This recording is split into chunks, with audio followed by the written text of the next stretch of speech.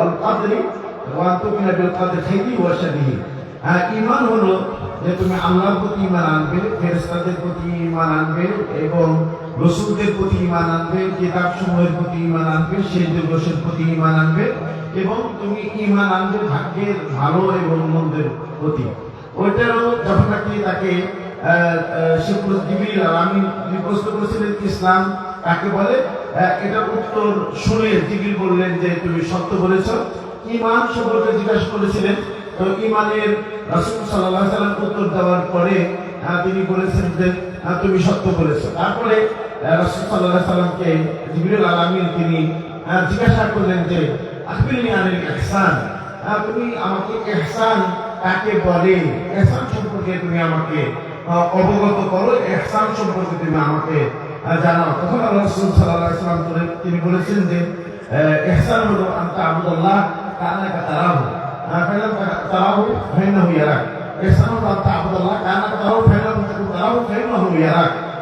যে তুমি এভাবে, ইহসান হলো এমন ভাবে তুমি ইবাদত করবে যেন তুমি আল্লাহকে দেখতেছো, আল্লাহকে দেখতেছো এমন ভাবে তুমি আল্লাহ রাব্বুল আলামিনের ইবাদত করো, অর্থাৎ মনোযোগ সহকারে ইবাদত করবে। দুনিয়ার যা কিছু আছে সবকিছু তুমি ভুলে যে আল্লাহকে তুমি দেখতেছো, এভাবে তুমি ইবাদত করবে।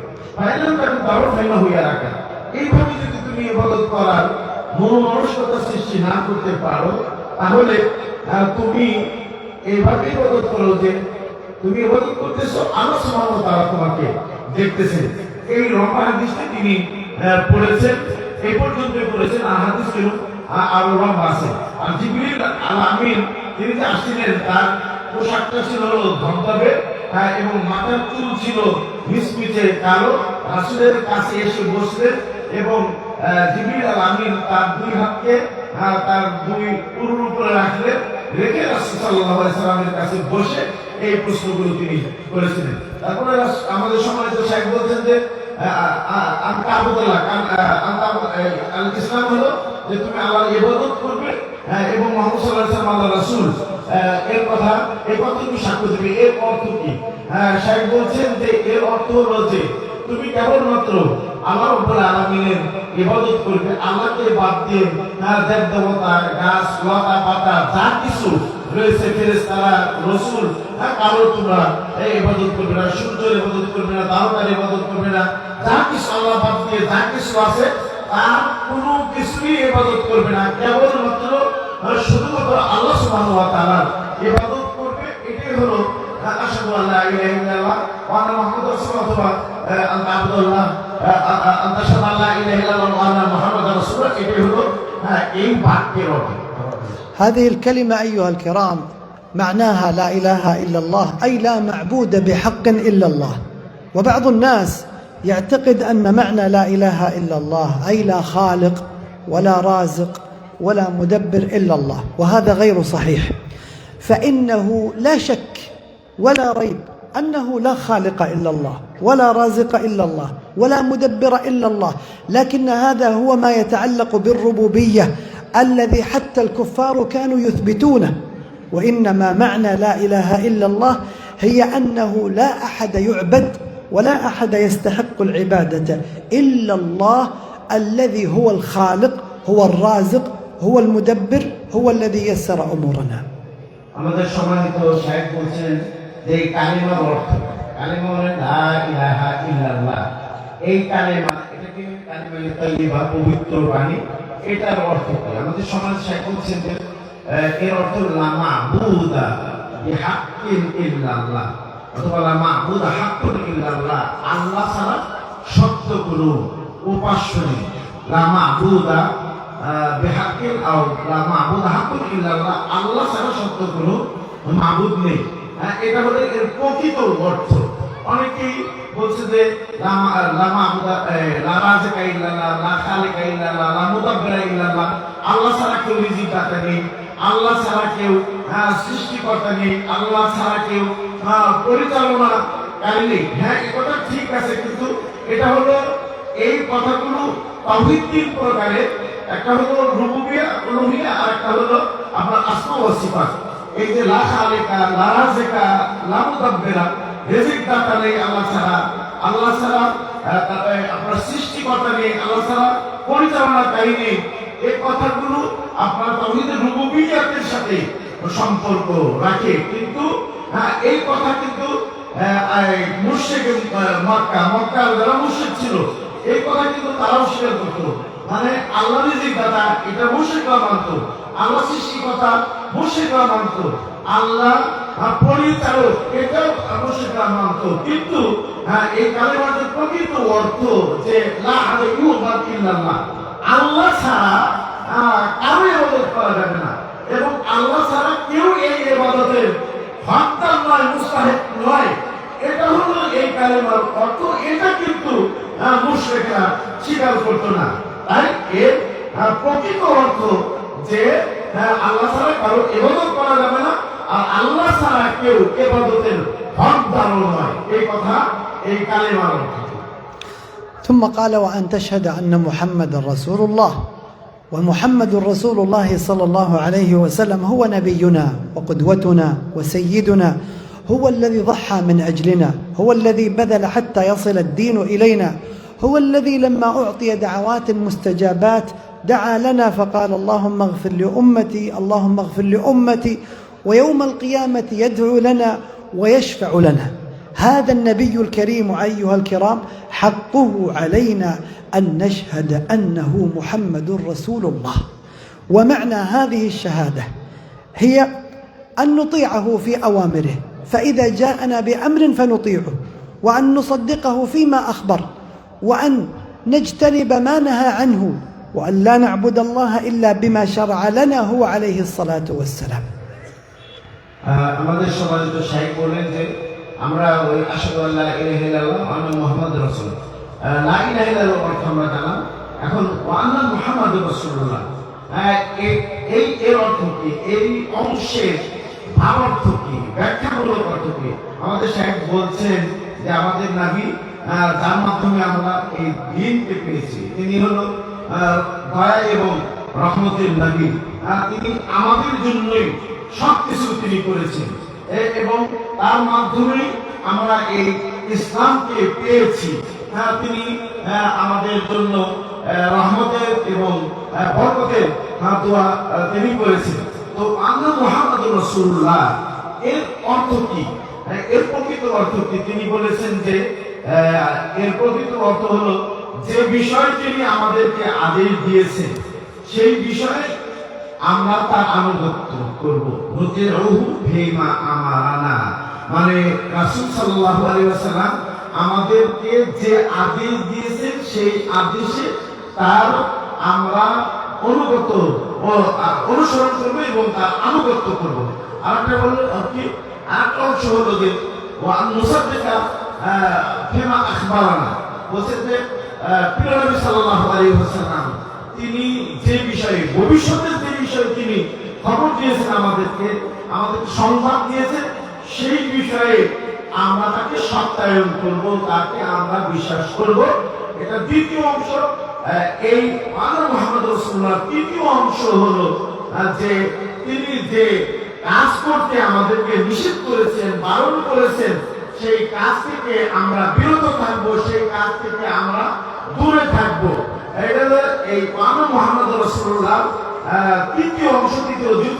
আর 4 নম্বর হলো যে আল্লাহ না'বুদা ইল্লা বিমা শাআ, প্রিয় নবী সাল্লাল্লাহু আলাইহি ওয়াসাল্লাম আল্লাহর ইবাদত করার জন্য যে পথ তিনি প্রবর্তন করে গেছেন, যে পথ তিনি আমাদের জন্য চালু করে গেছেন, যে পথে তিনি আল্লাহর ইবাদত করে গেছেন, আমরা কেবলমাত্র শুধুমাত্র এই প্রিয় নবী সাল্লাল্লাহু আলাইহি ওয়াসাল্লামের বাতলানো পথে, নির্দেশিত পথে আমরা তার আল্লাহ রাব্বুল আলামিনের ইবাদত করব। অর্থাৎ প্রিয় নবী সাল্লাল্লাহু আলাইহি ওয়াসাল্লাম যে পথ বলে গেছেন সেই পথে এবং সেই রাস্তাতে আমরা আল্লাহ রাব্বুল আলামিনের ইবাদত করব। ثم قال وتقيم الصلاة، ولم يقل وتصلي، وفرق بين الصلاة وبين إقامة الصلاة.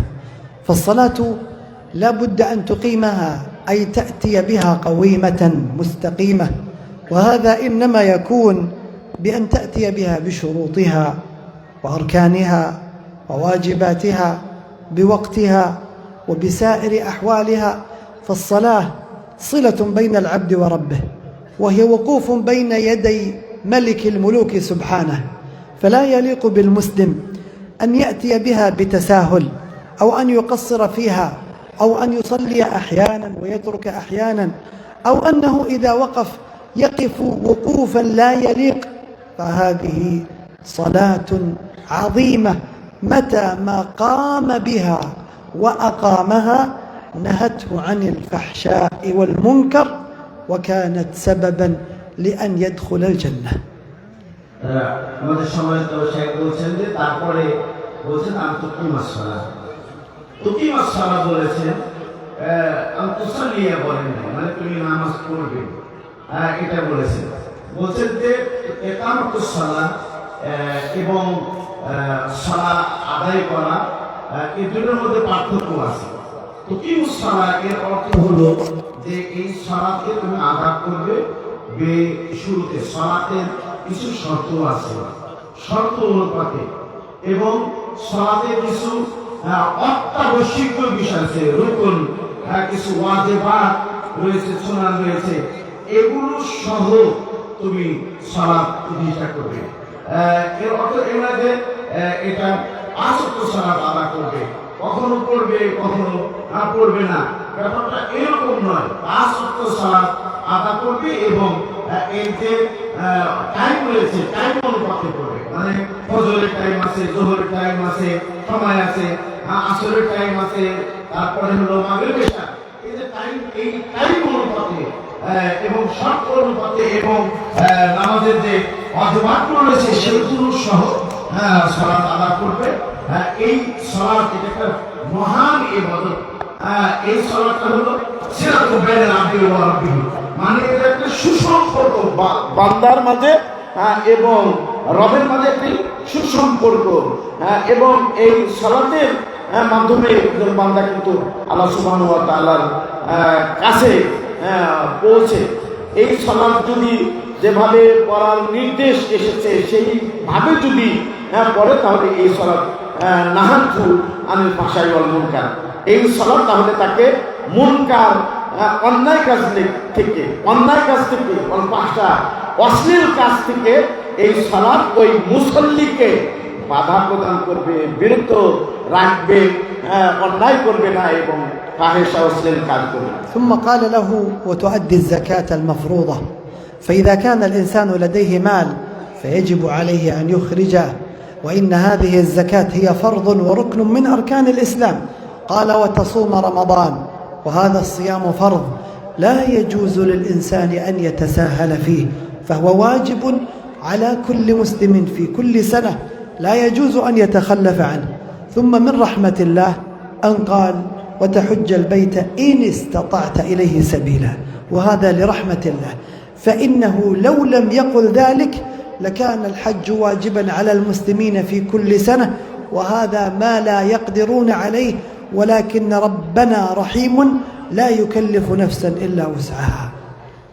আমাদের সম্মানিত শাইখ তার বক্তব্যে আরো বলছেন যে ওয়ান তুআদ্দি যাকাতা, যাকাত আদা করবে। যাকাত এটা হলো ফরজ বিধান, ইসলামের 5টি স্তম্ভের এটা হলো 3য় স্তম্ভ। যাকাত আদা করবে বছরে একবার। যদি যাকাত কারো কাছে নেশাব পরিপূর্ণ হয় তাহলে সে যাকাত আদা করবে, এটা কি। তারপরে বলছেন যে আনতাসুমা রমাদান, আর রমাদান মাসের সিয়াম পালন করবে। কারোর জন্য উচিত নয় যে এই যাকাত দেওয়ার ব্যাপারে সে অলসতা করবে, গাফলাতি করবে। তারপরে রমাদান মাসের সিয়াম তার উপরে যেহেতু ফরজ, এই ফরজ সিয়াম ছেড়ে দিবে অথবা আদায়ের ব্যাপারে গাফলাতি করবে, উদাসীনতা প্রকাশ করবে, এটা কারোর জন্য উচিত নয়। তারপরে তিনি হাদিসের মধ্যে বলেছেন, রাসূল সাল্লাল্লাহু আলাইহি ওয়াসাল্লাম হাদিসের মধ্যে বলেছেন, সেটা তিনি উল্লেখ করেছেন যে আন তাহুজাল বাইতা ইন ইসতাতা ইলাইহি সাবিলা। তারপরে তুমি 5ম স্তম্ভ হলো তুমি বাইতুল্লাহ শরীফের হজ করবে। এটা বলেছে ইন ইসতাতা ইলাইহি সাবিলা, তুমি যদি মক্কা শরীফে যাওয়ার সামর্থ্য রাখো তাহলে তুমি বাইতুল্লাহ শরীফের হজ করবে। এভাবে বলেছেন এটা যদি রাসূল সাল্লাল্লাহু আলাইহি সাল্লাম না বলতেন তাহলে এটা প্রত্যেকের উপরে প্রতি বছর এটা আদা করা ফরজ হতো। যখন এটা প্রতি বছর ওয়াজিব হতো সেটা কিন্তু কোনো মুসলিম আদা করতে পারতো না, এটা সক্ষমতার বাইরে কিন্তু চলে যেত। এটা বলছে যে এটা আল্লাহ রাব্বুল আলামিন যে দয়াশীল এবং তিনি যে আমাদের প্রতি দয়ালু এটা প্রমাণ করে যে তিনি আমাদের উপরে সামর্থ্য অনুপাতে হজ ফরজ করেছেন জীবনে একবার, তারপরেও যার অর্থ আছে সে হজ আদা করবে। এটা আল্লাহ রাব্বুল আলামিনের আমাদের প্রতি দয়া এবং রহমত। هذه الأركان الخمسة أيها الكرام هي أركان الإسلام، فالإسلام كالبناء إنما يقوم على أركانه. أرأيتم هذه الخيمة التي أنتم فيها لها أركان وأعمدة، هذه الأركان أو هذا البناء وهو الإسلام إنما يقوم على أركانه، الله بالمحافظة على أركان الإسلام. إن كنت مقصرا فتب إلى الله وصحح أعمالك، إن كان عندك من أولاد مقصرين فحاول أن تناصحهم، وإن كنت محافظا فاحمد الله واثبت على ذلك. আমাদের সম্মানিত শাইখ বলছে যে যেগুলো আমরা আলোচনা করলাম আল্লাহ রাব্বুল আলামিন তিনি এক এবং একক এই সাক্ষ্য প্রদান করা মুহাম্মদ সাল্লাল্লাহু আলাইহি ওয়াসাল্লাম প্রেরিত রাসূল, তারপরে সালাত আদায় করা, যাকাত দেওয়া এবং রমাদান মাসে সিয়াম পালন করা, তারপরে বাইতুল্লাহ শরীফের হজ করা, এই হলো আপনার 5টি কাজ। এটা হলো ইসলামের রুকন, ইসলামের পিলার, স্তম্ভ।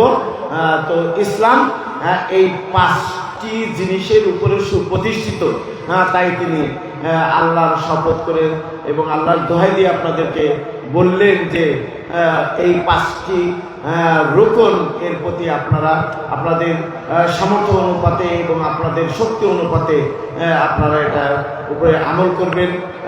প্রথম রুকন, দ্বিতীয় রুকন, বিশেষ করে সালাতের ব্যাপারে আপনিও এর উপরে যত্নবান হবেন, আপনার পরিবারও এর প্রতি যত্নবান হবেন, তারপরে আপনার অধীনস্থ যারা রয়েছে তাদেরকেও এই সালাত প্রতিষ্ঠার ব্যাপারে যত্নবান বানাবেন। এটা আমাদের শাইখের কথা এবং তিনি কথা বলেন।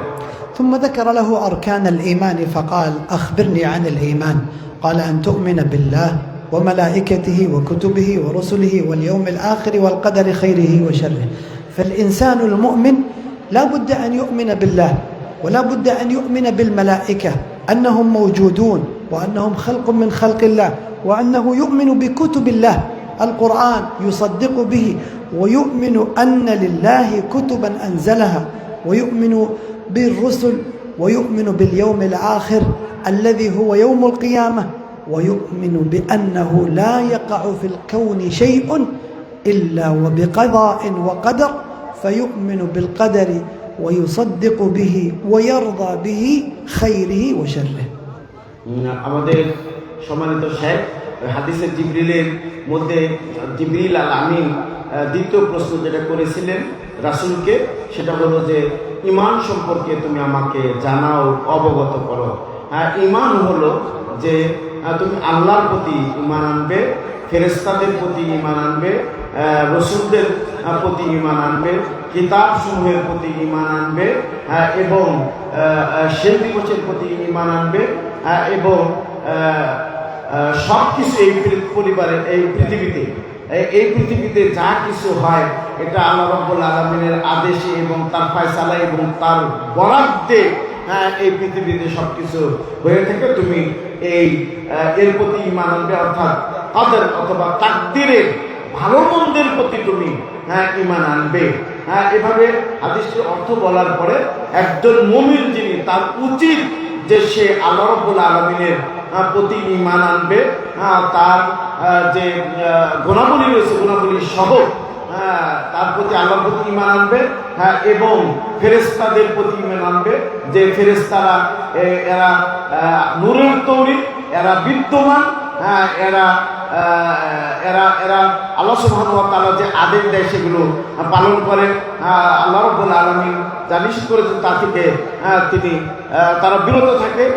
এইভাবে ফেরেশতাদের প্রতি ঈমান আনবে এবং কুতুব সমূহের প্রতি, মানে আল্লাহ সুবহানাহু ওয়া তাআলা আসমানি যে কিতাবগুলো নাজিল করেছেন, অবতীর্ণ করেছেন, এই কিতাব সমূহের প্রতি ঈমান আনবে মুমিনেরা। মুমিনদের উচিত এবং কিতাবের সংখ্যা আপনারা জানেন যে আসমানি যে কিতাবগুলো রয়েছে সেই কিতাবের মধ্যে বৃহত্তর বড় বড় কিছু কিতাব রয়েছে, তার প্রতি ঈমান আনবে।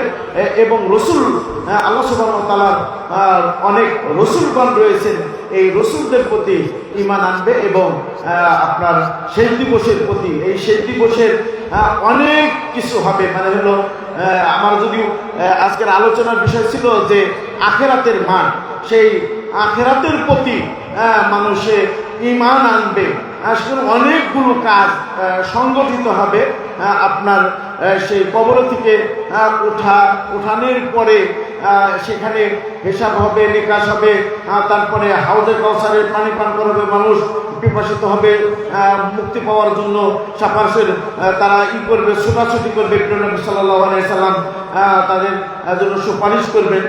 এইভাবে শেষ দিবসের প্রতি ঈমান আনবে এবং আপনার শেষ দিবসের ঈমান আনার পরে ভাগ্যের ভালো মন্দের প্রতি ঈমান আনবে। ভাগ্যের ভালো মন্দের প্রতি ঈমান আনা, এটা এই ঈমানের যে 6টি রুকন রয়েছে তার মধ্যে অন্যতম একটি রুকন, যে ভাগ্যের ভালো মন্দের প্রতি ঈমান আনবে। ثم قال أخبرني عن الإحسان قال أن تعبد الله كأنك تراه فإن لم تكن تراه فإنه يراك. وهذه دعوة لكل مسلم أنه يتعامل مع الله بالمراقبة، فالله يطلع عليك ويعلم عن خفاياك ويسمع سرك ونجواك، لا تخفى عليه منك خافية ولا يغيب عليه منك شيء. فلذلك دائما راقب ربك. الناس يغفلون، الناس ينسون، الناس تأتي الظلمة فلا يرون، أما الله فهو يطلع على أحوالك ويسمع الكلام الخفي ويرى أفعالك في الليل وفي النهار، في البر وفي البحار. فلذلك دائما إن لم تكن تراه فإنه يراك. সম্মানিত শেখ, জিবরিল আল আমিন রাসূলকে যে 3য় নম্বর প্রশ্ন করেছিল যে তুমি আল্লাহর ইবাদত করো এমন ভাবে যেন তুমি আল্লাহ সুবহানাহু ওয়া তাআলাকে দেখতেছো। এর ব্যাপক অর্থ, ইসলামের 3টি স্তর রয়েছে, তার মধ্যে একটা ইসলাম, তারপরে হলো ঈমান, তারপরে হলো ইহসান।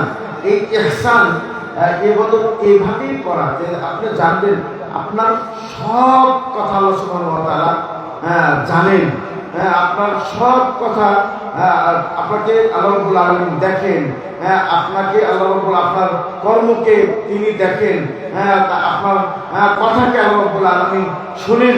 আল্লাহ সুবহানাহু ওয়া তাআলা আপনার পক্ষ থেকে তার কাছে কোনো কিছুই অস্পষ্ট না, সব কিছুই তিনি দেখেন।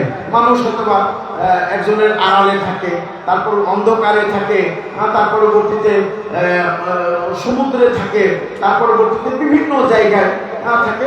মানুষকে দেখতে পারে না, মানুষের কাছ থেকে গোপন বা আড়ালে থাকে। কিন্তু আল্লাহ সুবহানাহু ওয়া তাআলা এমন সত্তা যে আপনার যাবতীয় গোপনীয়তা তিনি জানেন, দেখেন এবং এগুলো ফেরেশতারা দেখে এবং এর হিসাব হবে। তাই এমন ভাবে ইবাদত করতে হবে। শুধু আমরা কিন্তু অনেকেই মনে করি যে সালাতটা মনে হয় এইভাবে আদা করতে হবে, যেন আমি আল্লাহকে দেখতেছি না। প্রতিটি ইবাদত এইভাবে করতে হবে যে আপনি আল্লাহকে দেখতেছেন, মানে হলো তাকে মুরাকাবা, মানে হলো তিনি আপনাকে পর্যবেক্ষণ করতেছেন, তিনি আপনাকে দেখতেছেন। আপনার ইবাদত ঠিক হচ্ছে না ব্যাঠিক হচ্ছে, আপনার মন কোন দিকে, খেয়াল কোন দিকে, এর সবই আল্লাহ সুবহানাহু ওয়া তাআলা দেখতেছেন। যদি আপনি এই মনে মানসিকতায় ইবাদত না করতে পারেন, ফাইন্নাহু ইয়ারাক, আল্লাহ সুবহানাহু ওয়া তাআলা তিনি তোমাকে দেখতেছে। এইভাবে ইবাদত যদি করো তাহলে সেই ইবাদতের মাঝে ইখলাস থাকবে, ইবাদত সেটা আল্লাহ সুবহানাহু ওয়া তাআলার কাছে কবুল হবে। ثم أخبره عن بعض علامات الساعة ثم قال النبي صلى الله عليه وسلم للصحابة لما مضى: هذا جبريل أتاكم يعلمكم أمر دينكم. وهذا فيه إشارة إلى أن الدين يؤخذ من السنة كما أنه يؤخذ من القرآن، وذلك لأن هذه السنة هي وحي يوحى كما قال الله عز وجل: وما ينطق عن الهوى، أي النبي عليه الصلاة والسلام: إن هو إلا وحي يوحى. ولذلك قال بعض الصحابة: إن جبريل يوحي إلى النبي صلى الله عليه وسلم بالسنة كما يوحي إليه بالقرآن. هذه السنة هي الحكمة التي قال الله عنها: واذكرن ما يتلى في بيوتكن من آيات الله والحكمة. ولأجل ذلك أيها الكرام، فإن من التوفيق أن يكون عند الإنسان أصلان: القرآن والسنة. আমাদের সম্মানিত শেখ এই হাদিসের মধ্যে আরো কিছু কথা তিনি বলেছেন। রাসূল বলেছেন যে আখরিন আমারাতিহা, কিয়ামতের যে নিদর্শনাবলী রয়েছে সেই সম্পর্কে আপনি আমাকে অবগত করেন। তো সেখানে হাদিসের মধ্যে আছে, শায়েখ যেহেতু উল্লেখ করেননি, আমি উল্লেখ করছি না, কিন্তু এটা হলো হাদিস জিবরিল, জিবরিলের হাদিস, প্রসিদ্ধ হাদিস। এটা আপনারা সহিহ বুখারীতে এবং সহিহ মুসলিমে, সহিহ মুসলিম কিতাবুল ঈমানের প্রথমে এই হাদিসটা আপনারা পাবেন। তো এখানে আমাদের শেখ যেটা বললেন যে শেষে রাসূল হাদা জিবরিল, মানে রাসূল, সাহাবারা যারা বসেছিলেন, বিশেষ করে উমর ইবনে খাত্তাব বসেছিলেন, তিনি রাসূল সাল্লাল্লাহু আলাইহি ওয়াসাল্লাম উমর ইবনে খাত্তাবকে বললেন যে জানো কি একে? বলছে যে ইনি হলেন জিবরিল, তোমাদের কাছে এসেছিল যে তোমাদেরকে তোমাদের দ্বীনের বিধি বিধান শিক্ষা দিবেন। আতাকুম লিউআল্লিমা আমরা দীনিকুম, তিনি এসেছিলেন এই জন্য যে তোমাদেরকে তোমাদের দ্বীনের যে বিধিবিধানগুলো আছে সেগুলো শিক্ষা দিবেন। এভাবে বলেন। আমাদের সম্মানিত সাহেব একটি গুরুত্বপূর্ণ কথা বলেছেন, সেটা হলো যে এতে বোঝা যায় যে দ্বীনের বিধিবিধানগুলো সুন্নাত থেকেও গ্রহণ করতে হবে। কোরআন থেকে যেভাবে গ্রহণ করতে হবে, সুন্নাত থেকেও গ্রহণ করতে হবে। এই জিবরিল আল আমিনের এই কথা থেকে বোঝা যায়। এবং রাসূল সাল্লাল্লাহু আলাইহি ওয়াসাল্লাম বলে যে তিনি জিবরিল তোমাদের কাছে এসেছিলেন এই জন্য যে তোমরা তোমাদেরকে দ্বীনের বিধিবিধান শিক্ষা দিবেন। তো তিনি যেভাবে কোরআন নাজিল করেছেন, রাসূলের কাছে কোরআন দিয়েছেন, অনুরূপভাবে তিনি জিবরিল আল আমিন রাসূলের কাছে সুন্নাহও দিয়েছেন। তো কোরআনও ওয়াহী এবং সুন্নাহ ওয়াহী। আমাদের শেখ বলছেন যে ওমায়ান্তিকু আনিল হাওয়া, ওমায়ান্তিকু আনিল হাওয়া ইন হুয়া ইল্লা ওয়াহী ইউহা, যে রাসূল সাল্লাল্লাহু আলাইহি ওয়াসাল্লাম তিনি তার হাওয়া প্রবৃত্তি থেকে কোনো কিছু তিনি বলেননি। তিনি যা বলেছেন তিনি আল্লাহ রাব্বুল আলামিনের ওয়াহী থেকে বলেছেন, যা বলেছেন সেটা ওয়াহী ব্যতিরেকে আর কিছু না। তাই একজন মুসলিমের নিকটে দুটি জিনিস, আসলান আযীমানি, একজন মুসলিম ব্যক্তির নিকটে দুটি মূলনীতি বিদ্যমান। একটা হলো কোরআনুল কারীম, আর দ্বিতীয়টি হলো সুন্নাহ আল মুতাহহারা, সুন্নাহ নববিয়্যা, দ্বিতীয়টি হলো নবী সাল্লাল্লাহু আলাইহি ওয়াসাল্লামের সুন্নাহ। এই দুটির উপরে আমাদের নির্ভর করতে হবে এবং দুটি থেকেই আমাদের বিধিবিধান গ্রহণ করতে হবে। وإن من الخطأ العظيم أن تجد من الناس আয়াত তারাক্তুহা। তো এই সুন্নাহ মানে হলো হিকমা। সুন্নাহ শব্দের অর্থ হলো হিকমা। কোরআন কারীমের মধ্যে যেটা আছে অর্থনা মাইউতলা ফি বুয়ুতিকুনা, এই যে আয়াত, এই আয়াতের মধ্যে আয়াতিল্লাহ মানে আয়াতিল্লাহ মধ্যে কোরআন আর হিকমার কথা বলা হয়েছে। এই হিকমা থেকে উদ্দেশ্য হলো সুন্নাহ, হিকমা থেকে মুরাদ হলো সুন্নাহ। জি। وإن من الخطأ العظيم أن تجد من الناس من قد يقول أنا أعتمد على القرآن فقط، وإن مثل هؤلاء أخبر عنهم النبي عليه الصلاة والسلام حينما قال: ألا يوشك رجل متكئ على أريكته يقول لا ندري ما كان في القرآن اتبعناه وما لم يكن فيه تركناه. ألا وإني أوتيت القرآن ومثله معه. وإن الذي يقول هذا الكلام ويقول أعتمد على القرآن ولا ألتفت إلى غيره يقال له: أين تجد في القرآن أن الصلاة الظهر 4 ركعات؟ أين تجد في القرآن أن أوقات الصلوات كذا؟ أين تجد في القرآن أن شروط وجوب الزكاة كذا؟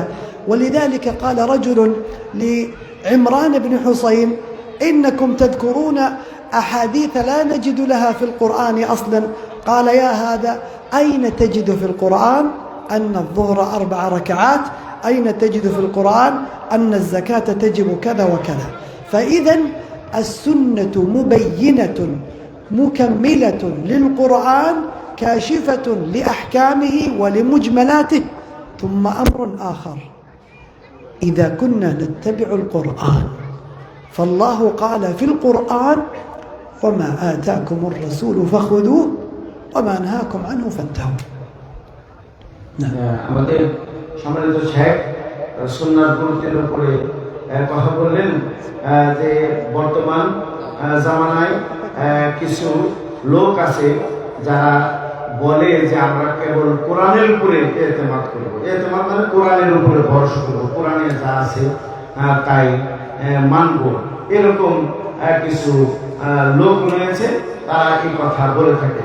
আল্লাহ সাল্লাল্লাহু ভবিষ্যৎবাণী করেছেন এদের ব্যাপারে যে কিছু অচিরেই কিছু মানুষ তারা আপনার আরেকটা মানে খাটের উপরে ঠেস লাগিয়ে বলবে যে আমরা কোরআনে যা পাবো তাই মানবো, কোরআনে যেটা হালাল সেটা হালাল বলে মানবো, যেটা নিষিদ্ধ সেটাই মানবো, কিন্তু আমরা কোরআন হাদিস মানবো না, সুন্নাহ মানবো না। এরকম কথা বলবে এমন লোককে তোমরা পাবে।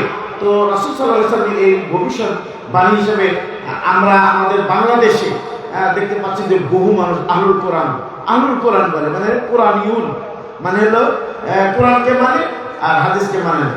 আসলে কোরআনিউন বলে এটা একটা ভালো কথা তাদের মুখ থেকে বের হয়, কিন্তু এই কথার মধ্যে বিষ আছে। এই কথা অর্থ হলো যে তারা কোরআন মানে না, তারা আল্লাহ রাসূলের হাদিসও মানে না, কিন্তু শরীয়তকে মানে না, কিন্তু ডাইরেক্ট বলতে পারে না যে আমরা শরীয়ত মানি না। কারণ শরীয়ত মানি না এই কথা বললে ওদের মানুষ যার বুকে যার অন্তরে সামান্য ঈমান আছে সেও তাকে জুতা পিটা করবে, ঝাড়ু পিটা করবে, এই ভয়ে বলে আমরা কোরআন। কিন্তু আল্লাহ রাসূল সাল্লাল্লাহু আলাইহি ওয়াসাল্লাম বলছেন যে কোরআনও মানতে হবে, আল্লাহ রাসূল সাল্লাল্লাহু আলাইহি ওয়াসাল্লাম হাদিসও মানতে হবে। আল্লাহ রাসূল বলছেন উতিতুল কোরআনা ওয়া মিথলাহু মাহু, আমাকে আল্লাহ রাব্বুল আলামিন কোরআন দিয়েছে, অতীত আমি প্রাপ্ত হয়েছি, কোরআন প্রাপ্ত হয়েছি, কোরআনের সাথে কোরআনের মতো আর একটা জিনিস প্রাপ্ত হয়েছে, সেটা হাদিস রাসূল সাল্লাল্লাহু আলাইহি ওয়াসাল্লাম। এই ব্যাপারে যারা এই বলে যাবে কোরআন মানবো হাদিস মানবো না, তাদেরকে বলা হবে যে তুমি কোথায় পাবে জোহরের যে 4 রাকাত নামাজ, কোরআনে কোথায় আছে? তারপরে তাকে বলা হবে যে তুমি যে খালি কোরআন মানবে বলতেছ, কোথায় এই সালাতের টাইম ওয়াক্ত আছে? এইভাবে তারপর বলতে যাকাত যে ফরজ, যাকাতের যে শুরুতগুলো রয়েছে সেগুলো তুমি কোথায় পাবে? এইভাবে যত ইবাদত বন্দেগী আছে সেগুলো দেখা যাচ্ছে কোরআন হলো মুজমাল মানে সংক্ষিপ্ত, রাসূল সাল্লাল্লাহু আলাইহি ওয়াসাল্লামের হাদিস দ্বারা সেগুলোকে মুবাইয়ান করা হয়েছে। তাই সুন্নাহ হলো মুবাইয়িনাতুল লিল কোরআন, সুন্নাহটা কোরআনের স্পষ্টকারী, বর্ণনাকারী এবং ব্যাখ্যাকারী। এটা হলো রাসূল সাল্লাল্লাহু আলাইহি ওয়াসাল্লামের আদর্শ থেকে প্রমাণিত। তাই যারা বলে যে আমরা কোরআন মানি না, কোরআন মানি হাদিস মানি না, তারা আসলে কোরআনও মানে না। আল্লাহ রাসূল সাল্লাল্লাহু আলাইহি ওয়াসাল্লামকে অনুকরণ করতে হবে, কোরআনে নির্দেশ দেওয়া হয়েছে। যেরকম আমাদের শাইখ বলছেন যে আল্লাহ কোরআনে বলছেন ওমা আতাকুমুর রাসূলু ফাখুযুহু ওয়া মা নাহাকুম আনহু ফান্তাহু, তোমাদের রাসূল যা তো তোমাদের রাসূল যা তোমাদেরকে বিধান হিসেবে দেয় তা গ্রহণ করো, আর যা থেকে তোমাদেরকে নিষেধ করে তা থেকে তোমরা বিরত থাকো। তো তারা কোরআন মানতে চায়, আসলে কোরআনে বহু জায়গায় রাসূলের অনুসরণ করার জন্য নির্দেশ দিয়েছেন, কিন্তু তারা রাসূলকে মানে না বলে। والصحابة كانوا يعرفون قدر هذه السنة، فكانوا يغضبون إذا رأوا أحدا يخالف أقوال النبي عليه الصلاة والسلام، وربما سبوه وربما هجروه كما في أحاديث كمثل قول ابن عمر حينما قال له ابنه والله لن نمنعهن قال أراني أحدثك عن رسول الله صلى الله عليه وسلم وتعارض فيه لا كلمتك أبدا وإن من مقتضى شهادة أن محمد رسول الله كما سبق أن نطيعه في أوامره. এই সুন্নাতের গুরুত্ব সাহাবাদের কাছে যথেষ্ট ছিল। আর সুন্নাতের উপরে তাদের আমল ছিল, সুন্নাতের প্রতি তাদের শ্রদ্ধাবোধ ছিল। তাই তারা সুন্নাতের যারা বিরোধিতা করছে তাদের সাথে কথা বলা ছেড়ে দিতেন। তারপরে যখন তারা এই সুন্নাতের বিরোধিতা করতো তখন তাদের সাথে কথা বলা ছেড়ে দিত। এরকম বহু নজির রয়েছে। তার একটি প্রমাণ হলো যে ইবনে উমর তিনি বলেছিলেন যে মহিলাদেরকে মসজিদে যাওয়া থেকে বিরত রাখবো বা বাধা প্রদান করবো, কিন্তু তখন তাকে বলা হয়েছিল যে আমরা হাদিস বর্ণনা করতেছি রাসূল সাল্লাল্লাহু আলাইহি সাল্লামের কাছ থেকে, আর তুমি তার বিরোধিতা করতেছ, তোমার সাথে আর কোনো কথা নেই, তোমার সাথে কথা বলবো না, তোমাকে বর্জন করবো এবং তোমার সাথে লেনদেন করা বর্জন করবো না, তোমার সাথে তোমাকে বয়কট করবো, এইভাবে সাহাবারা বলেছে। وختاما أسأل الله تعالى بمنه وكرمه أن يوفقنا وإياكم لكل خير، وأن يثبتنا وإياكم على هذا الدين العظيم، وأن يرزقنا وإياكم الاهتداء بالوحيين العظيمين القرآن والسنة، وأن يجعلنا من المعظمين لكتاب الله وسنة رسوله، وأسأله أن يجمعنا وإياكم في الفردوس الأعلى من الجنة إنه سميع مجيب. وجزاكم الله خيرا على إنصاتكم، صلى الله وسلم على نبينا محمد. আমাদের সম্মানিত সাহেব তিনি খেতাম পরিশেষে আল্লাহ সুবহানাহু ওয়া তাআলা কাছে আমাদের দোয়া, তিনি যেন আমাদের সকল কল্যাণ করার জন্য আমাদেরকে তৌফিক দান করেন এবং আমাদেরকে যেন কোরআন এবং সুন্নাহর দিকে আমাদেরকে দিশা দান করেন এবং তার অনুগ্রহে এবং তার ফজলে তিনি যেন আমাদেরকে ফিরদাউসুল আলা জান্নাতুল ফিরদাউসের মধ্যে যেন আল্লাহ রাব্বুল আলামিন আমাদেরকে জমা করেন। এই কথা আমাদের সম্মানিত শাইখ বলেন। আপনারা বিশেষ করে আমাদের ফজিলতুল শেখ ডক্টর মুজাফফর বিন মুহসিন, তারপরে হলো আমাদের আফরান ভূঁইয়া ভাই এবং আপনারা আরো যারা এই অনুষ্ঠানের সালাফি কনফারেন্সের ব্যবস্থা করেছেন, আল্লাহ সুবহানাহু ওয়া তাআলা আপনাদের যেগুলো উত্তম প্রতিদান দান করেন, এগুলো যেন আপনাদের পক্ষ থেকে আল্লাহ রাব্বুল আলামিন কবুল করেন। ওয়াহী আইন তথা কোরআন এবং সহিহ সুন্নাহর উপরে যেন আল্লাহ রাব্বুল আলামিন আমাদেরকে আমল করার জন্য তৌফিক দান করেন। এই দোয়া আপনাদের সকলের জন্য করে আমাদের সম্মানিত শাইখ তার বক্তব্য শেষ করেছেন। আনা আখিরান আশকুরুল্লাহ সুবহানাহু ওয়া তাআলা থুম্মা আশকুরু ফদিলাত শেখ মনসুর সাকোফ হাফিজাহুল্লাহ নিয়াবাতান নিয়াবাতান ফদিলাত শেখ ডক্টর মুজাফফর বিন মুহসিন হাফিজাহুল্লাহ ওয়া السيد عفان حفظه الله وعن جميع من ساعد إقامة هذه الحفلة. وأشكر فضيلة شيخنا على إلقاء كلمته الطيبة مفيدة وكذلك توجيهية. أسأل الله تبارك وتعالى يجعل هذا في ميزان حسناته يوم لا ينفع مال ولا بنون. هذا وصلى الله وسلم على نبينا محمد وعلى آله وصحبه أجمعين. السلام عليكم ورحمة الله وبركاته. السلام عليكم. جزاكم الله خير يا شيخ.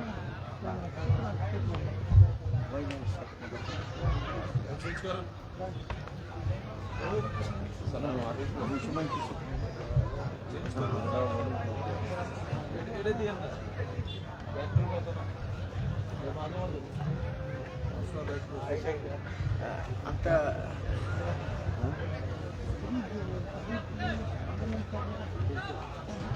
كم دقيقة؟ 30 دقيقة 40 دقيقة 40 نعم. طيب أسألك عن ندرس نمشي لك أو نمشي طيب إذا تشيك مساعدة لا أقول شيء. يعني قلق.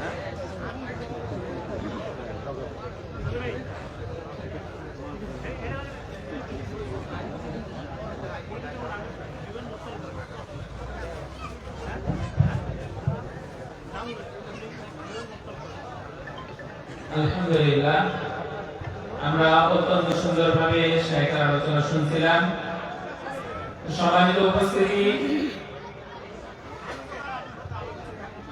এই পর্যায়ে আমাদের সামনে আলোচনা নিয়ে আসবেন শাইখ ডক্টর হারুনুর রশিদ ত্রিশালী আল মাদানী। ওনার পরে আমাদের মাঝে আরো কয়েকজন আলোচক রয়েছেন, ডক্টর জয়নাল আবেদিন বিন নোমান, শেখ আব্দুল নূর বিন আবু সাঈদ আল মাদানী এবং মুহতারাম জামশেদ মজুমদার। উনিও আসতেছেন, রাস্তায় রয়েছেন, উনিও আজকে আমাদের সামনে আলোচনা করবেন ইনশাআল্লাহ। তো আপনাদের সকলকেই উদাত্ত আহ্বান জানাচ্ছি, আপনারা প্যান্ডেলের ভিতরে অবস্থান করুন। তো